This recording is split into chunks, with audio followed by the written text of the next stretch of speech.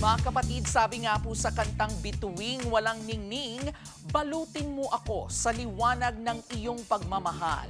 Parang ganyan ang literal na peg ng isang uri ng bituin sa kalawakan na ang minumukbang daw ay planeta.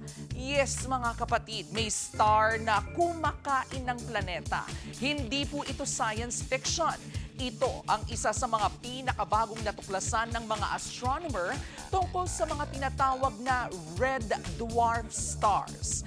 Ang red dwarf ay mas maliit at mas malamig kaysa sa ating araw. Sila ang pinakamaraming bituin sa buong Milky Way. Tinatayang 3 sa bawat 4 na bituin sa ating galaxy ay red dwarf. At ito pa ang mas astig.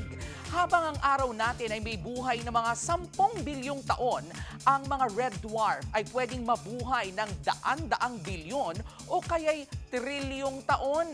Pero kahit sobrang tagal nila mabuhay, may isang bagay na nagpapakamot sa ulo ng mga scientist. May ilang red dwarf na may sobrang daming lithium. Hindi raw po yan normal, lalo na kung matanda na ang bituin. Kaya nang makakita po sila ng mga matatandang red dwarf na may mataas na antas ng lithium, para silang may nakitang mumo sa bibig ng taong nagsabing, "Oh, hindi ako ang kumain." Diyan po nagsimula ang hinala. Dahil sa mga pagbabago sa orbit ng mga planeta, posibleng may mga mundo na napapalapit sa kanilang araw hanggang sa mahila, mahigop at tuluyang lamunin.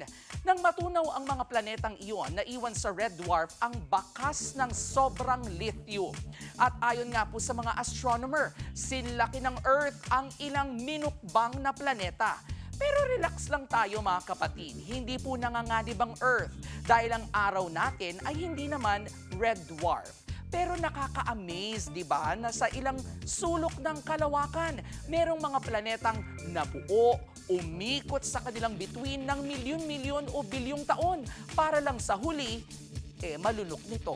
Yan po ang ating K-Alaman. Okay.